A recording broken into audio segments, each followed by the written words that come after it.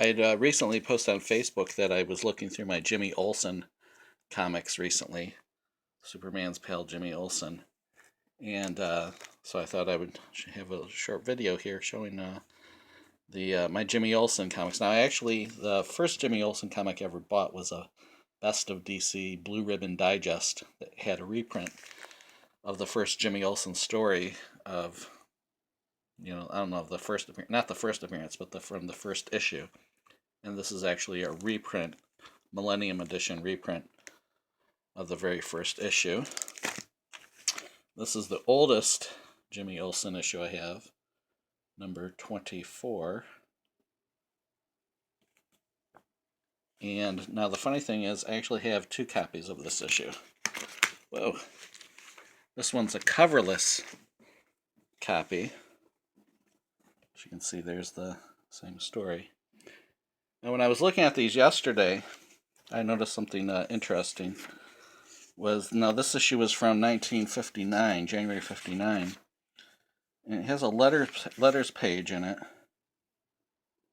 And when I was reading the letter page, I noticed there was some little mark here on the page. And I thought, well, what's that about? But the funny thing is, if you look on the coverless one, the same mark is on there. Right there. So it must have been some sort of, two separate copies have the same little defect, so it must have been a printing error. But I didn't actually realize till yesterday that these were the same issue, that I actually had two of them. Anyways, we'll just go through some more of them here. This is issue number 32, 1959 or 60. Alien Jimmy. This one has a bunch of writing on it. It's issue number 63. So we're in 1962, September 62. This issue would have come out the same month that Amazing Fantasy number 15 did, the first appearance of Spider-Man. And number 71. Here's another coverless one, number 72. 74. I think this copy is missing some pages. It feels a little thinner than normal. Yeah, it says missing center story. Yezpidalik. And Bizarro Jimmy from issue number 80. Bizarro Jimmy Olsen. It's a Demon Superman. Number 81. There's a Jimmy Olsen's Captive Double. I've not read a lot of these, but I did like some of them back in the day. And especially like the Pete Costanza era. Kurt Swan also drew some of these. And here we have Jimmy Olsen taking on Batman and Superman.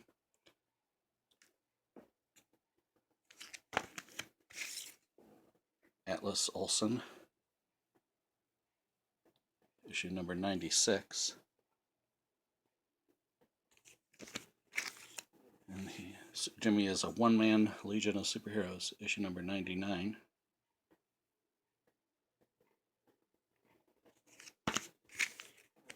#101. I got this from Mile High Comics.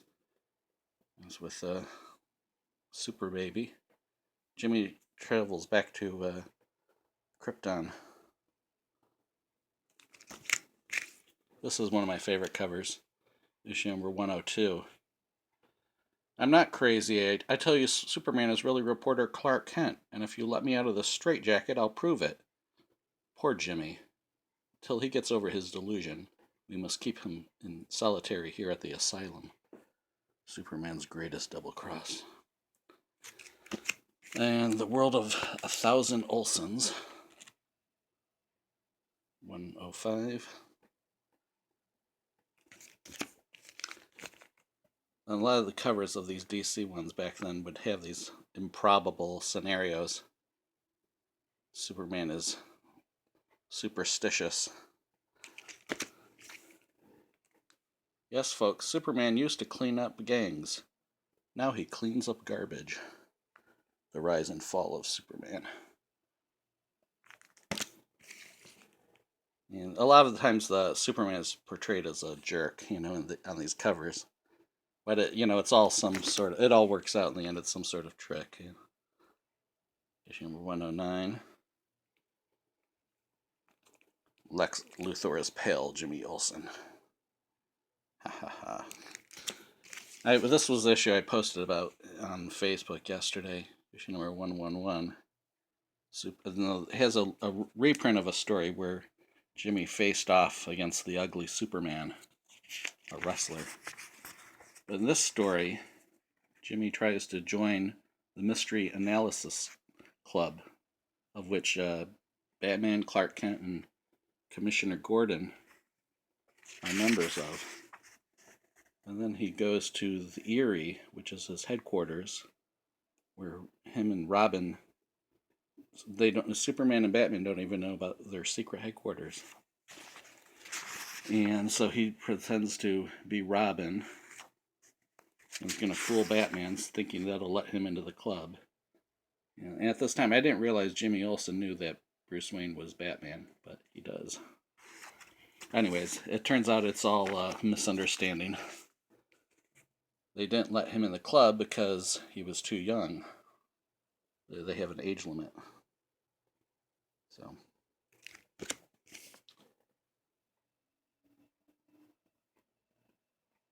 Superman is friends with escaped killers.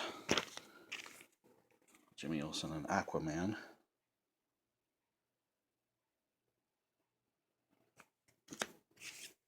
Jimmy is a ape. The guerrilla reporter.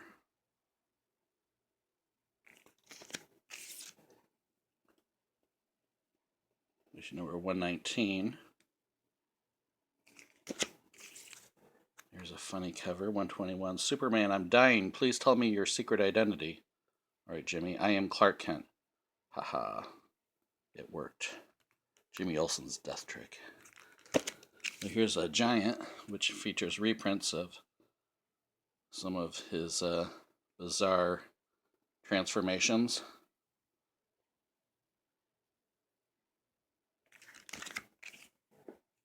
The Sacrifice of Jimmy Olsen. And so on. So these are in the early 70s. And shortly here, the book is taken over by Jack Kirby. Let's see what year this is. 1969, it looks like. Superman's saddest day. No father for Jimmy.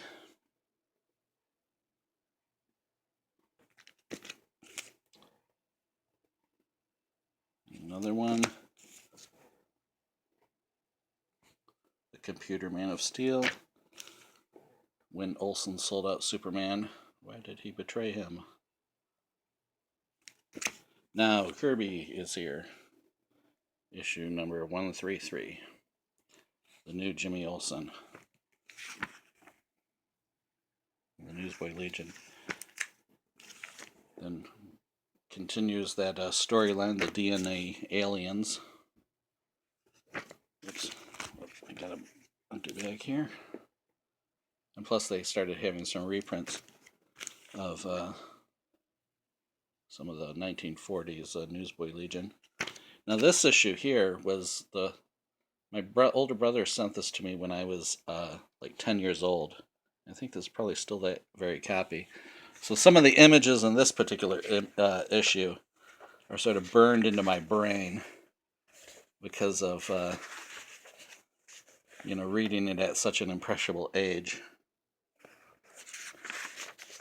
All the big panels, and it's pretty wild. The only bad part is that Kirby's faces, Superman faces, were changed so that they were more on model. Looks like even Perry White has his face changed. And so on. And the infamous Don Rickles issue. and then it goes into a thicker. All the DC titles at this time had more pages, and the price went up. I'm just going to run through these real quick so we're not here forever doing all this. This is book number 147, 148, and I think 149 may be the last of the Kirby ones. And then you have 150. It has a Plastic Man reprint here, and then you start to get where his Mr. Action, sort of like a problem solver stories start to come in. And these are in the mid-70s. Jimmy, he's been murdered. If that's Jimmy, who am I? More money problems. Superman, why are you letting this do this to me? You know I'm innocent. A new career for Jimmy, Mr. Action Troubleshooter. And Kurt Schaffenberger started drawing. He had been Lois Lane's artist. And we can take a look at one of the insides. The Strange Second Life of Jimmy Olsen. Now, I believe this story was reprinted in that Best of DC Digest that I mentioned. But I really do like this era of Jimmy Olsen. It was very entertaining. It wasn't as crazy as the 1960s ones, and tend to be pretty well drawn. So I actually think I prefer this era to any other era of Jimmy Olsen. There's another one that's not bagged, so we can take a look inside. Again, it's Kurt Schaffenberger artwork there. And finally here, book number 163 is the last one I have there. Now after this, it became Superman Family. Here's a issue of Superman Family, 168. And so it'd have stories of Supergirl, Jimmy Olsen, and Lois Lane, because they lost their comics that they were in. Plus it had a bunch of reprints. And I might as well bring out a stack of those here. And see, these are my Superman Family comics. So it picks up the numbering from, I believe from Jimmy Olsen. I don't think it's from Lois Lane.